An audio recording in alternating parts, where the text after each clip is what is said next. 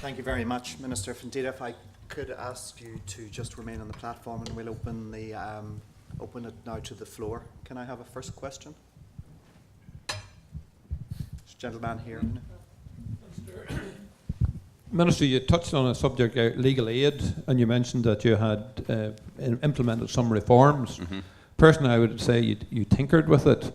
I think the legal aid system is a gravy train for the legal profession, and I think it requires a major review. I'm quite sure there's lots of young barristers and solicitors who would be delighted to work within that sector. And I think also the people who can qualify for legal aid. There's been a number of high-profile cases recently. One where a lady was charged with stealing a baby's dummy of £1.50 and chose to go to trial, and no doubt funded by legal aid. So I think the whole thing needs a radical review. Well, there are actually three different points there. The first one is the reductions which we have just implemented in criminal legal aid in the Crown Court.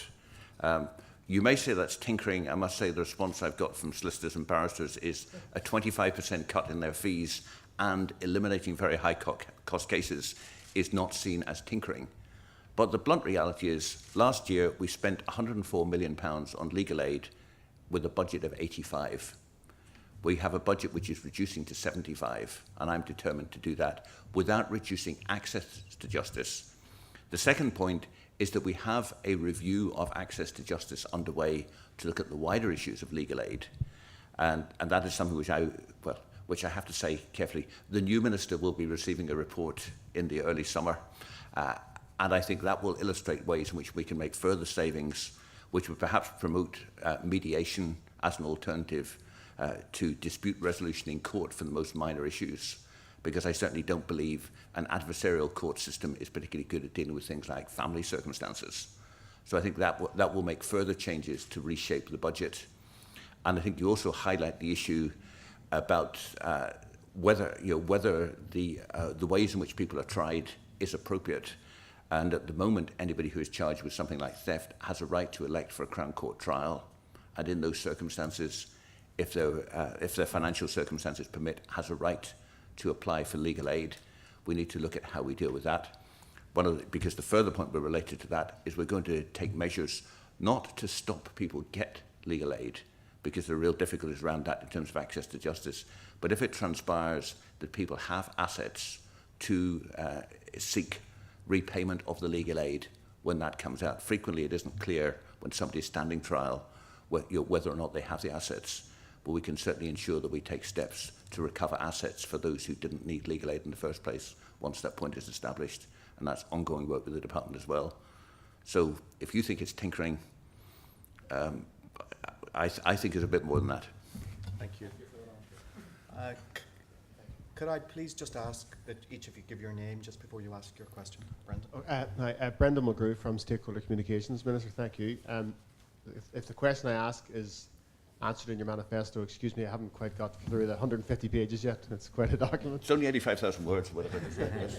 But I was interested, Minister, you talked about when it comes to higher education, you addressed university tuition fees, and honestly, which I think is quite refreshing. But you also mentioned structure of higher education. I think that's interesting because I haven't heard other parties talking about that yet. And I wonder if you might expand on that a little bit. I'm not sure how many people we need in the ethnomusicology department at Queen's as a part of driving the economy, or why Queen's University, for example, shuts down for half day every Wednesday, and there doesn't seem to be any flexibility in there within providing structures for more flexible study. Can you expand on that? Is that something that's on your radar? Structure as well as fees? Well, Brendan, it's on the radar, but I'm not sure I'd like to go into too much detail about it. What is absolutely clear is you say things like the Wednesday afternoon shutdown. I don't know how long it's been going on. It was going on when I was at Queen's, and I shan't say how long ago that was.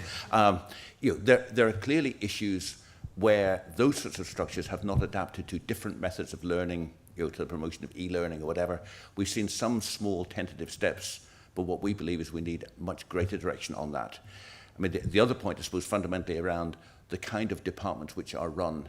It is very difficult for ministers to say what departments a university should run.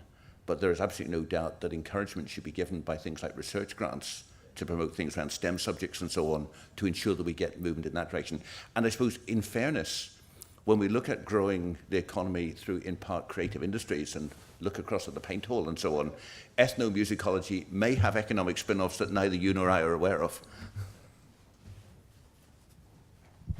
Peter? Thank you, David. My name is Peter Spratt, Anderson Spratt Group. I found very little to argue with in everything that you said this morning. Your 5-point agenda is extremely positive, if it can indeed be delivered on. You also spoke about fitness for purpose, and I would perhaps present to you common purpose, which is something that Alliance speak of, and again, I welcome, but something which Northern Ireland isn't always conspicuous for. I want to ask a question about the review of public administration. I mean, we are living in the only part of these islands where, to borrow from another analogy, probably no one is more than 20 feet away from a local councillor at any one time. It is the most over-engineered aspect of government and public service delivery anywhere in these islands. There was a failure in the last executive to address this appropriately. We are still seeing huge duplication and dilution of effort in key areas such as tourism, arts and culture, waste management, many areas of duplicated intellectual, financial and creative resource that could otherwise be more channeled in a much more constructive and economically viable way, creating value, creating employment and achieving better outcomes. I would welcome your thoughts on where you, in tandem with your executive colleagues, because it has to be in tandem with executive colleagues, where this might ultimately find itself in the second term of this executive. RPA is problematic in a number of areas. I mean, Michael McGimsey always boasts that DHSSPS is the only department which has fully implemented RPA. They may have changed some of the structures of trust. They haven't actually dealt with some of the difficult issues about how they provide their services. And I'm not entirely convinced they've got staffing structures which have yet changed. Education is a clear example where political rows between Sinn Féin and unionist members have stopped ESA going forward as the way of centralising those functions. But the key issue you highlight around local government seems to me to be entirely held up because of the unwillingness of a Minister of the Environment who also happened to be a member of Lisburn City Council, accept a boundary change between Lisburn, Castlereagh and Belfast that didn't suit him. And I think that raises serious questions on what would probably be described as corruption in any other region of these islands.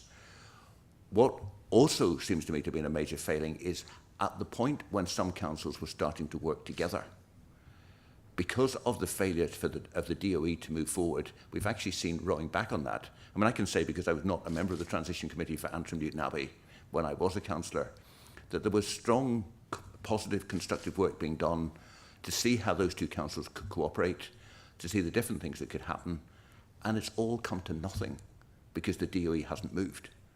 Now, it seems to me that even in the inability of the DOE to agree the precise model of RPA in terms of boundaries, there was much more work that could have been done to encourage rationalisation between councils, to encourage joint appointments or whatever of councils which are going to be coming together.